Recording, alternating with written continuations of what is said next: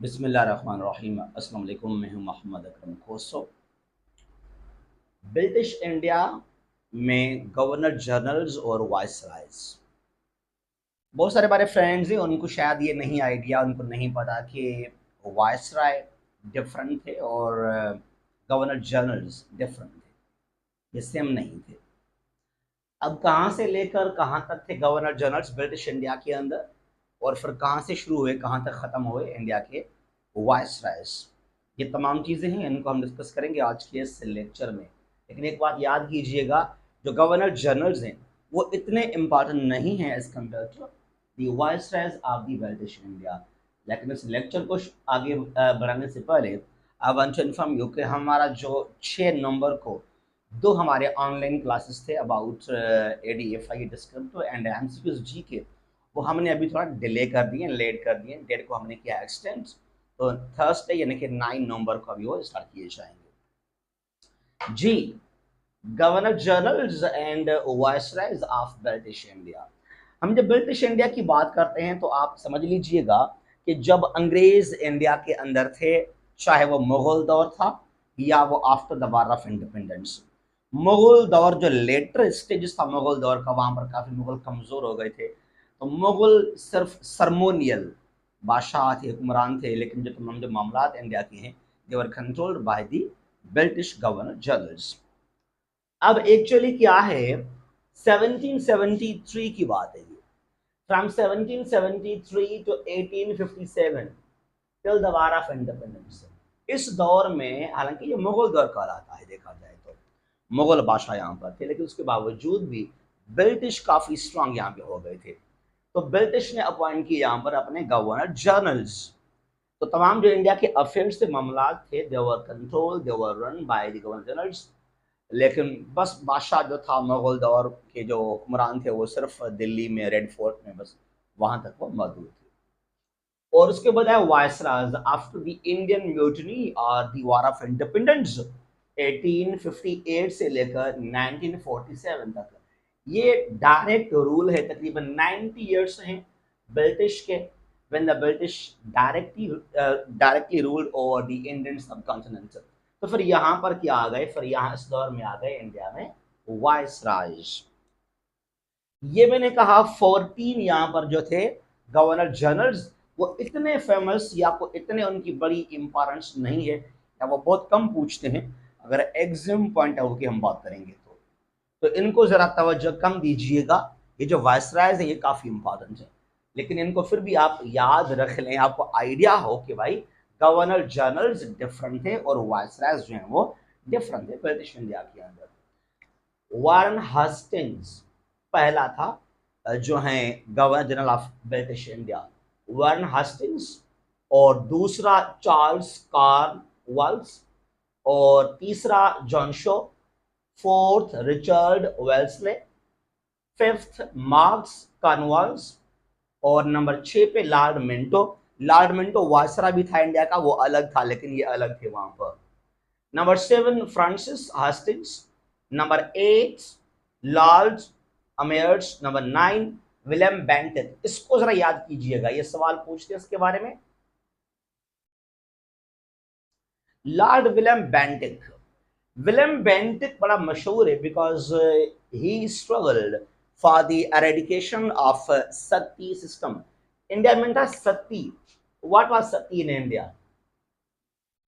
कि जब हस्बैंड का डेथ हो जाए हिंदुइज्म के अंदर, जो उसकी बीवी है, विडो है, बेवा है, उसको जो है जिंदा जलाया जाए डेड बॉडी के साथ से। देखिए इन ह्यूमन वहां पर ट्रीटमेंट था विद वुमेन, उसको खत्म करवाया गया 1829 में, और it was done by William Bentinck. इसने खत्म करवाया था कि सती बिल्कुल गलत है, किसी भी हिंदू जो बेवा जो विडो है उसको आप जिंदा जलाएं मत। और आगे चलकर री मैरिज का भी एक्ट पास किया गया था। लॉर्ड अकिनलैंड और लॉर्ड एलनबर्ग, हेनरी हर्डिंच, लॉर्ड डुलाउसे और लॉर्ड कैनिंग नंबर 14 पे। लॉर्ड डुलाउसे और लॉर्ड कैनिंग ने जो हैं कुछ ऐसे रूल्स पास किए थे, कुछ ऐसे इंडिया के अंदर रिफॉर्म्स किए थे introduce, they became ultimately the reason of the Indian mutiny or of the war of independence. वो कैसे? अब एक्चुअली रीमैरिज एक्ट यहाँ पे आया था, उसके अलावा डॉक्ट्रिन ऑफ लेब्स यहाँ पे आया था, और एक इनलिस्टमेंट एक्ट था about the recruitment of the Indian soldiers, कि जो इंडिया के सोल्जर्स हैं, चाहे वो सिख हों, मुसलमान हो, हिंदू हों, उनको ब्रिटिश जहाँ भी जो हैं अपॉइंट करे, ब्रिटिश की मर्जी है वो। यानी कि अगर आप इंडिया के जवान हैं, आप कैप्टन हैं, आप एक सिपाही, एक सोल्जर हैं, तो आपको कभी अफ्रीका में भेजना, कभी यूरोप में भेजना। तो यहाँ भी एक लॉ पास किया गया था, और यही वजह कि जो बहुत सारे स्ट्रांग और ब्रेव इंडिया के सोल्जर्स थे वो इंडिया से निकल गए थे, उनको फोर्सली अपॉइंट किया गया अफ्रीका के अंदर, जहाँ साउथ अफ्रीका या जिम्बाब्वे, वहाँ इसलिए, ठीक है। और लॉर्ड कैनिंग बना इंडिया का, ब्रिटिश इंडिया का आखिरी गवर्नर जनरल। जब यहाँ लगा था वार ऑफ इंडिपेंडेंस, तब ये शख्स थे गवर्नर जनरल लॉर्ड कैनिंग, ठीक है। अच्छा, और यहां से आगे चलते हैं, अब आ जाए टुवर्ड्स द वायसरायज। अब इनको हम कहते हैं इंडिया के, ब्रिटिश इंडिया के अंदर governor generals, right.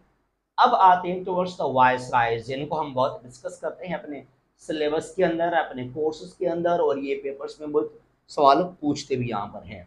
Lord Canning, ये मैंने कहा आखिरी था ब्रिटिश इंडिया का governor general, and after the mutiny, after the war of independence, he was made as the first viceroy of the British India, Lord Canning।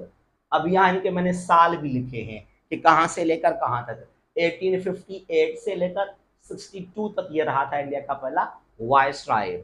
Lord Canning ने read किया था the proclamation of queen, और किस शहर में वो read किया गया था प्रोक्लेमेशन, तो ये जरा आप कमेंट में मुझे बताइएगा, ठीक है। अच्छा, उसके बाद यहां पर है लॉर्ड एल्जिन, नंबर 2 पर Lord Elgin, from 1862 to 64। Number 3 Lord Lawrence, 1864 to 69। Lord Mayo, number 4, number 3 Lord Lawrence, number 4 Lord Mayo, from 1869 to 72। लॉर्ड मायो ने 1972 में करवाया था सेंसस, यानी कि मर्दमशुमारी। ब्रिटिश इंडिया के अंदर फॉर द फर्स्ट टाइम जो मर्दमशुमारी की गई, सेंसस हुई, वो स्टार्ट हुई थी 1972 में by Lord Mayo, and he was the only viceroy who was assassinated, जिसको मारा गया था इंडिया के अंदर, वो थे लॉर्ड मायो। फिर यहाँ पर नंबर 5 पर Lord Northbrook, 1872 to 76। Lord Lytton, number 6 Lord Lytton, from 76 to 80। Afghanistan में जो 78 से 80 तक सेकंड एंग्लो अफगान वार कहलाता है, वो सेकंड एंग्लो अफगान वार पहला हुआ था 1839 से 42 तक, उसका कोई बड़ा रिजल्ट नहीं आया था। ये ग्रेट गेम का जो है प्लान था वहां ब्रिटिश का टू कंट्रोल अफगानिस्तान देयर। तो 1878 से 1880 तक जो अफगानिस्तान को फतेह किया था वो इसने करवाया था लॉर्ड लटन ने। और फिर तीसरा हुआ ब्रिटिश अफगान एंग्लो वार, एंग्लो अफगान वार 1919 में, फिर जहां आज़ादी मिली थी अफगानिस्तान को वहां से। अच्छा, लॉर्ड लटन एक बहुत ही अच्छा करीबी दोस्त थे सर सैयद अहमद खान के, और इसने इनॉग्रेशन किया था MAO कॉलेज का इन 1877।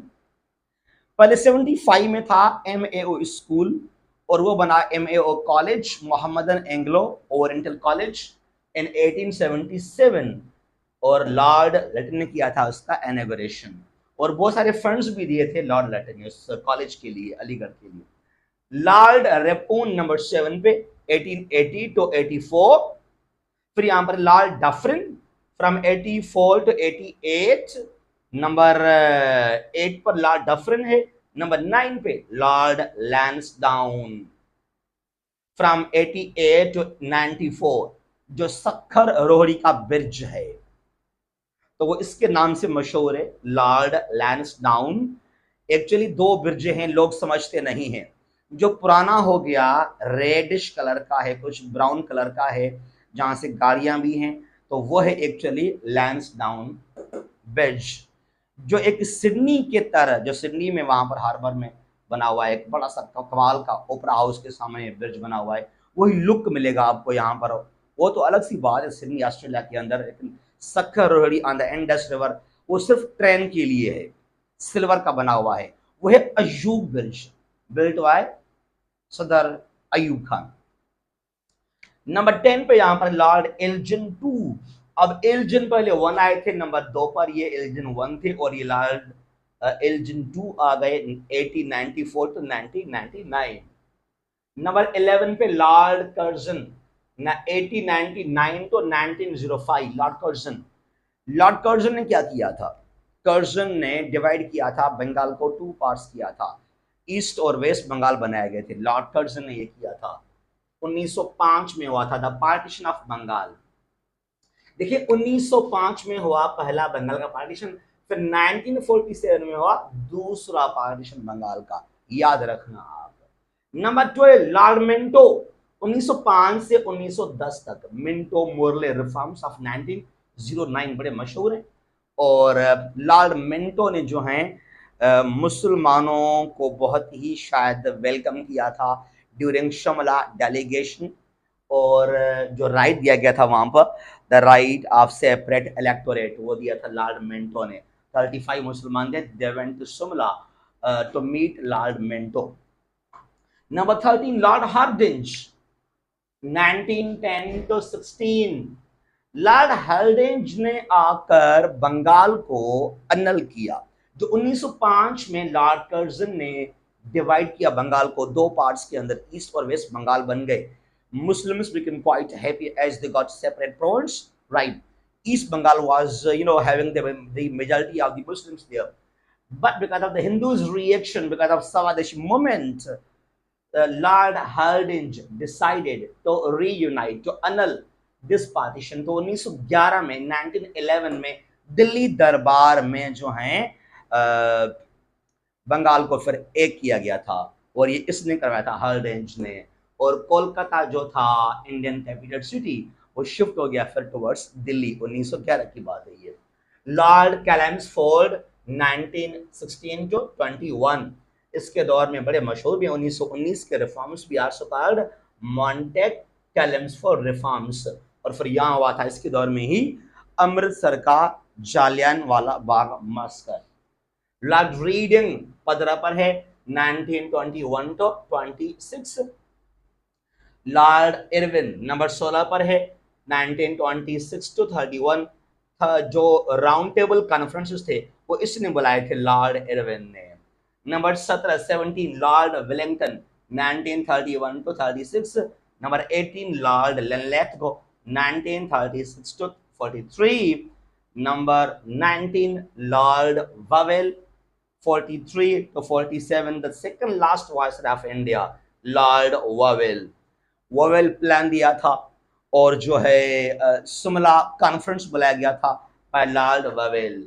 और लॉर्ड माउंटबेटन नंबर 20 पर है, ये कुछ महीनों के लिए था, 47 to 47 मार्च से लेकर Lord Mountbatten become the last viceroy of the British India. और एक बात याद कीजिएगा, लॉर्ड माउंटबेटन ने कहा था गांधी को, नेहरू को और जिन्ना को कि इंडिया को तो डिवाइड हम करें 2 पार्ट्स के अंदर, पाकिस्तान इंडिया अलग मुल्क बनेंगे, तो मुझे दोनों कंट्रीज का आप बनाएं ज्वाइंट गवर्नर जनरल। बट जिन्ना ने कहा कि नहीं, हम नहीं करेंगे ऐसे। हम क्यों भाई, आज़ादी चाहते हैं आप लोगों से, फिर आप हमारे बने हुक्मरान, तो वही गुलामी में हम क्यों रहेंगे यहाँ पर। तो जिन्ना बना था पाकिस्तान का फर्स्ट गवर्नर जनरल, और ओवरऑल 4 थे, 47 से लेकर 56 तक। जब 56 का हमारा पहला आइन आया था तो उसमें फिर सदर हो गया, फिर ख़त्म हो गए वहाँ पर गवर्नर जनरल्स। तो 4 आए, कायद आज़म थे Khawaja Nazimuddin, Malik Ghulam Ahmad, Iskander Mirza. Only these 4 remained as Pakistani governor generals. उसके बाद हमारे पास आ गए प्रेसिडेंट्स। लेकिन Lord Mountbatten was appointed as the first Indian governor general. ये ब्रिटिश इंडिया की बात में नहीं कर रहा है, after Indian partition, after 1947 he was made, Lord Mountbatten was made as the first Indian Governor General।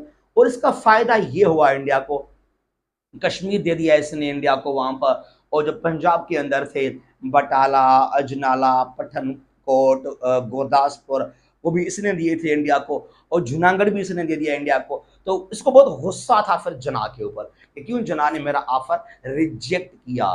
तो ये जो है ब्रिटिश इंडिया के दौर में थे गवर्नर जनरल्स, फिर यहाँ बने फिर इंडिया के अंदर जो है वायसरायज, जो आपको लाजमी याद रखने चाहिए, चाहे वन पेपर एमसीक्यू टेस्ट हो, पाकिस्तान अफेयर्स हो, या जो है इंडो पाकिस्तान हिस्ट्री हो, तो ये सवाल आपके लिए बहुत इंपॉर्टेंट है। जहां भी हैं खुश रहें। अल्लाह हाफिज।